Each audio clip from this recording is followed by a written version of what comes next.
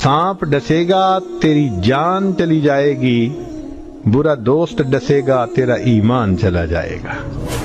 तो हम इनको खुशामदीद कहते हैं। मेरी मुराद हज़रत मौलाना अब्दुल रसूल नगरी हफ़िज़हुल्लाह ताला अब अपने कीमती ख़यालात का इजहार फरमाते हैं। वस्सलातु वस्सलामु अला मन ला नबिय्य बअदा ला नबिय्य बअदहु वला रसूल बअदहु वला मासूम बअदहु व अला आलिहि व अस्हाबि अल्लज़ीना औफ़ू अहदा अम्मा बअद। मुअज़्ज़ज़ उलमाए किराम, दोस्तों, साथियों, आज हम 8 नवंबर 2022 की तारीख़ में अल्लामा मुहम्मद इकबाल रहिमहुल्लाहु ताला का ख़त्म नबुव्वत और कादियानियत के हवाला से तज़किरा करने सुनने के लिए जमा हुए हैं।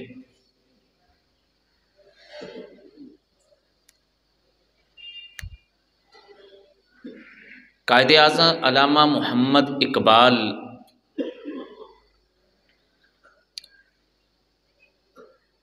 ये 9 नवंबर 1938 में वफ़ात पाई। 21 मार्च 1877 ईस्वी में पैदा हुए सियालकोट में। इस तरह इनकी कुल उम्र 61 साल बनती है। जाए पैदाइश सियालकोट और मकाम वफ़ात लाहौर, मदफन भी लाहौर। 61 साला ज़िंदगी में अल्लामा इकबाल ने दुनिया को बहुत पढ़ा और बहुत देखा। 61 साला ज़िंदगी पूरी करके अल्लामा इकबाल दुनिया से चले गए। अब दुनिया अल्लामा इकबाल को पढ़ रही है और तवील अरसा तक पढ़ती रहेगी। अल्लामा इकबाल को पढ़ने वालों ने मुख्तलिफ अलकाब और आदाब से याद किया। किसी ने उन्हें सर कह के पुकारा, सर मुहम्मद इकबाल। किसी ने उन्हें अल्लामा का लक़ब दे के याद किया, अल्लामा मुहम्मद इकबाल। किसी ने उन्हें सूफ़ी का लक़ब दिया कि अल्लामा इकबाल ने तसव्वुफ़ का तसव्वुर उजागर किया और तसव्वुफ़ के बहुत सारे पहलुओं को खोला। लिहाजा इकबाल एक सूफ़ी था। किसी ने उसे फ़लसफ़ी का लक़ब दिया कि इकबाल ने इस्लाम का मुकदमा दुनिया के फ़लासिफ़ा के सामने एक फ़लसफ़ा के अंदाज में बहुत खूबसूरत पेश किया है। लिहाजा इकबाल ज़माने का फ़लसफ़ी था। किसी ने इकबाल को डॉक्टर कहा, डॉक्टर मुहम्मद इकबाल। किसी ने उसे पढ़ा तो ये कहा कि یہ شاعر مشرق ہے۔ اقبال کو شاعری میں پڑھا تو اسے مشرق کا سب سے بڑا شاعر قرار دے دیا، اور کسی نے اقبال کو حکیم کہا، حکیم الامت، کہ یہ حکیم الامت ہے، اور کسی نے اقبال کو مصور پاکستان کا خوبصورت لفظ دیا کہ علامہ اقبال نے اپنے خطبہ الہ آباد میں پاکستان کا تصور پیش کیا تھا۔ کسی نے علامہ اقبال کو مجتہد اور فقیہ کہا کہ علامہ اقبال بہت بڑے مجتہد تھے، ان کے اجتہاد کا ایک مخصوص لب و لہجہ تھا، اور انہوں نے اجتہاد کے نئے راستے کھولنے، اجتہاد کے دروازے کو کھٹکھٹایا۔ لہذا تصور اقبال فی الاجتہاد، علامہ اقبال اور اجتہاد، اس پہ لکھنے والوں نے بہت کچھ لکھا۔ اقبال کا تصور اجتہاد، کسی نے علامہ اقبال کو پڑھا تو علامہ اقبال کو قلندر کہہ دیا۔ علامہ اقبال ملنگ ٹائپ آدمی تھا، قلندر تھا، اور اس کے کلام میں قلندر کا تذکرہ بھی ملتا ہے، وہ قلندر کے الفاظ استعمال کرتے ہیں۔ کسی نے اقبال کو بڑا خوددار کہا کہ اس خطے میں اقبال سے بڑا خوددار کوئی نہیں تھا، اس نے اپنی قوم کو خودداری کا سبق دیا۔ یہ جو کلام اقبال میں خودی آتا ہے تو مختلف پہلوؤں سے انسانیت نے اقبال کو پڑھا ہے، پڑھ رہی ہے اور پڑھتی رہے۔ علامہ اقبال نے 61 سال پڑھا، اور اقبال کو 61 سال نہیں، ہو سکتا ہے 61 صدیاں گزریں اور اقبال کو پڑھا جاتا رہے۔ تو ان کی زندگی کے مختلف حوالے اور پہلو، انہی میں سے ایک حوالہ علامہ اقبال رحمۃ اللہ تعالی علیہ عقیدہ ختم نبوت اور تحریک ختم نبوت کے سپاہی تھے، نقیب تھے وہ ختم نبوت کے۔ یہ علامہ اقبال کی زندگی کا ایک بڑا اہم پہلو ہے۔ آپ نے ختم نبوت پہ مقالے بھی لکھے، بڑے بڑے مضامین لکھے، اور قادیانیت کا تعاقب کیا۔ یہ عنوان ہمارے ہاں نظر انداز کر دیا جاتا ہے، بالخصوص اقبالیات کے بڑے بڑے ماہرین، جنہیں اقبالی ہونے کا بڑا اقبال ہے کہ ہم علامہ اقبال کو پڑھنے والے، سمجھنے والے، لکھنے والے، وہ کبھی علامہ اقبال کا تصور اجتہاد لے کے مقالے لکھتے ہیں، کبھی علامہ اقبال کے تصور خودی پہ لمبی لمبی ابحاث کرتے ہیں، کبھی علامہ اقبال کے فلسفہ پر اوراق اپنے علم سے اوراق کو مسودہ کی شکل دیتے ہیں، بہت کچھ لکھتے ہیں، لیکن ان کی نوکے قلم پہ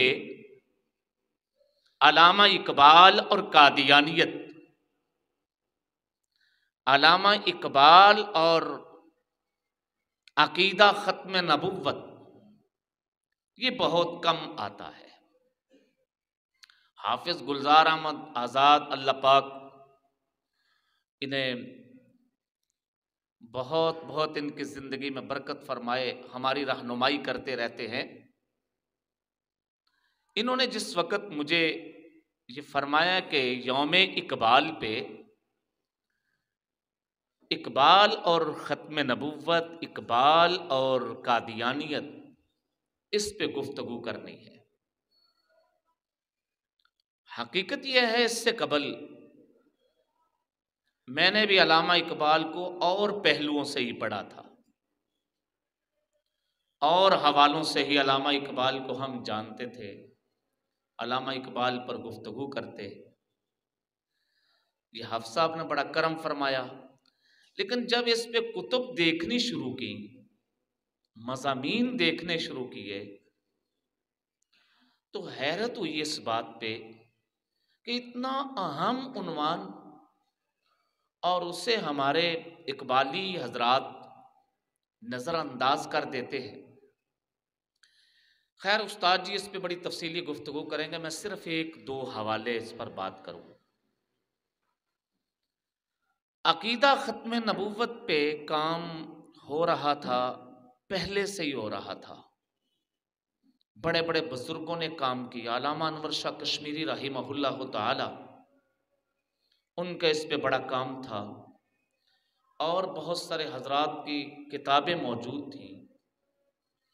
علامہ اقبال کے کام میں اور دیگر حضرات کے کام میں نفع کے لحاظ سے، فائدہ حاصل ہونے کے لحاظ سے کیا فرق ہے؟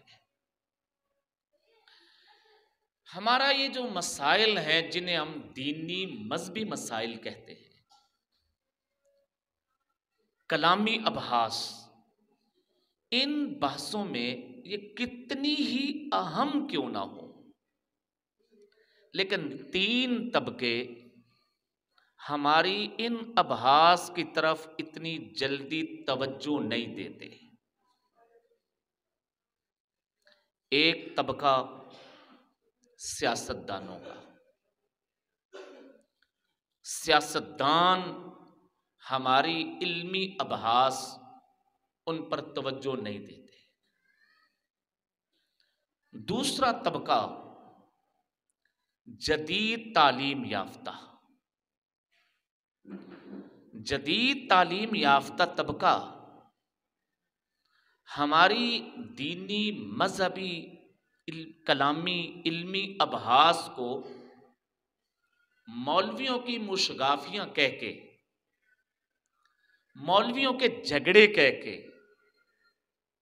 مولویوں کے مناظرے کہہ کے وہ نظر انداز کر دیتا ہے۔ کتنا ہی اہم مسئلہ کیوں نہ ہو، ان کے ہاں اہمیت اتنی جلدی اختیار نہیں کرتا۔ اور تیسرا طبقہ اشرافیہ، افسر شاہی۔ یہ تین طبقے جن مسائل کا تعلق ایمانیات سے ہو، جن مسائل کا تعلق عقائد سے ہو، وہ کتنے ہی اہم کیوں نہ ہو، ان کی طرف متوجہ نہیں ہوتے۔ بیان کرنے والا علامہ انور شاہ کشمیری ہو رحمہ اللہ تعالی، حضرت مفتی محمد شفیع رحمۃ اللہ علیہ ہو، مولانا حسین احمد مدنی ہو، بڑی بڑی شخصیات ہوں، بس بات یہ آ جائے کہ اس مسئلے کا تعلق دین سے ہے، مذہب سے ہے، تو یہ حضرات پیچھے ہٹ جاتے ہیں۔ قادیانیت پہ بہت کچھ ہو رہا تھا، تھوڑا نہیں، بہت ہو رہا تھا، لیکن یہ تینوں طبقے لا علم تھے، تینوں طبقے قادیانیت اور مسئلہ ختم نبوت سے جاہل تھے، ناواقف تھے، اور جب تک ان تین طبقوں کو بات نہ سمجھائی جائے بات آگے بڑھتی نہیں۔ قادیانی فتنہ اس کے بالوں پر کٹتے نہیں جب تک کہ ان تین طبقات کو پوری طرح مسئلہ نہ سمجھایا جائے۔ اللہ پاک نے یہ کام علامہ محمد اقبال سے لیا۔ یہ فرق ہے علامہ اقبال کے تحریک میں اور عمومی تحریک میں۔ اس سے پہلے تک یہ احراریوں کی بحث تھی کہ احرار کے خطباء وہ قادیانیوں پہ گفتگو کرتے ہیں، ان کے عقائد زیر بحث لاتے ہیں۔ اس سے پہلے یہ بحثیں شیوخ الحدیث کی تھیں، شیخ الحدیث، حدیث کے محدثین، علماء اپنی درسگاہوں میں بات کرتے۔ ایک وکیل ان بحثوں سے دور تھا، ایک سیاستدان ان بحثوں سے دور تھا، اور ایک افسر ان بحثوں سے دور تھا۔ اور جب وہ دور تھے تو پھر وہ قادیانیوں سے سلوک مسلمانوں والا ہی کر رہے تھے، معاملات ان کے ساتھ ایسے ہی تھے۔ تو میں عرض کر رہا ہوں علامہ محمد اقبال رحمہ اللہ تعالی نے جو ختم نبوت اور قادیانیت پہ کام کیا ہے اس کا، اور جو ہمارے اہل علم علماء کرام کام کر رہے تھے ان کا نتیجہ اور نفع کے اعتبار سے فرق کیا ہے۔ کام تو برکت کا تھا، نفع تو ہر حال ہے، لیکن نفع کے اعتبار سے فرق کیا کہ جس بحث کا تعلق مذہب سے، دین سے ہوتا ہے، وہ کتنی ہی اہم کیوں نہ ہو، تین طبقے ان ابحاث سے دور رہتے ہیں۔ تین طبقے ان ابحاث کو سمجھنے کے لیے اتنا تکلف نہیں کرتے، کتنا ہی اہم کیوں نہ ہو۔ تین طبقے میں نے ذکر کیا: سیاستدان، جدید تعلیم یافتہ، اور ہمارے ملک کی اشرافیہ، افسر شاہی۔ یہ تین طبقے ہر اس مسئلے کو جس کا تعلق مذہب اور دین سے جڑ جاتا ہے، وہ اس زمانے کا غزالی بھی کتاب لکھ دے، اس زمانے کا بہت بڑا مفکر محدث امام رازی وہ اس پر بحث کرے، یہ مولویوں کی بحث ہے، رہنے دو۔ یہ ملاؤں کی مشگافیاں ہیں، رہنے دو۔ یہ مولویوں کے جھگڑے ہیں، رہنے دو۔ تو قادیانی مسئلہ بھی چونکہ ایک عقیدے کا مسئلہ تھا، عقیدہ ختم نبوت، اس کا بھی مذہب سے تعلق تھا، اس کا بھی دین سے تعلق تھا، شریعت سے تعلق تھا۔ ایک عالم ممبر و محراب پہ سے اپنا عنوان گفتگو بناتا ہے تو یہ تین طبقے نہیں دھیان کر رہے تھے، نہیں اس کو سمجھنے کی کوشش کر رہے تھے۔ تو اللہ پاک نے یہ کام علامہ اقبال سے لیا کہ علامہ اقبال نے جس وقت ختم نبوت پہ مضامین لکھے اور قادیانیوں کو مسئلہ ختم نبوت کے تناظر میں کافر قرار دیا، مسلمانوں سے الگ فرقہ، الگ گروہ کہا، اس وقت پھر ان تینوں طبقات نے توجہ دی، حتیٰ کہ پنڈت نہرو، جواہر لال نہرو، وہ بھی میدان میں کود پڑے۔ انہیں بھی یہ بات بڑی عجیب لگی کہ مولویوں کی باتوں سے علامہ اقبال کا کیا تعلق؟ یہ فتویٰ بازی، یہ کافر کافر، یہ تو مولویوں کا کام ہے، یہ تو احراریوں کا کام ہے۔ علامہ اقبال جیسا دانشور، علامہ اقبال جیسا پڑھا لکھا آدمی، وہ اور انگریز کی طرف سے جو انگریز گورنر تھا پنجاب کا، وہ میدان میں کود پڑے۔ اب ان لوگوں کے مضامین کا جواب ان کو ان کے لیول پہ جا کے، ان کی سطح پہ، ان کے قد کاٹ کے برابر ہو کے، ان کی آنکھوں میں آنکھیں ڈال کے قادیانی تحریک، اس کے خد و خال سمجھانا، مسئلہ ختم نبوت کی اہمیت اجاگر کرنا، یہ علامہ اقبال کا کام تھا۔ اور پھر علامہ اقبال رحمۃ اللہ علیہ نے گورنر پنجاب سے بھی مکاتبت کی، خط و کتابت ہوئی، پنڈت نہرو سے بھی ہوئی، اور پھر قادیانی جو اسلام کے لبادہ میں بڑی اہم پوسٹوں پہ کشمیر میں اپنے پنجے گاڑ رہے تھے، کشمیر کمیٹی کا سربراہ بن کے مرزا بشیر الدین محمود، اب وہ واپس پلٹے۔ تو یہ خدمت علامہ اقبال رحمۃ اللہ علیہ کی کوئی معمولی خدمت نہیں ہے۔ یہاں پہ ایک چھوٹی سی بات کہہ کے میں پھر اجازت چاہتا ہوں۔ میں نے اس سلسلہ میں جب مضامین پڑھے تو ایک کتاب میرے سامنے آئی، مظلوم اقبال، اس کا نام تھا کتاب کا مظلوم اقبال، یعنی علامہ اقبال مظلوم ہے۔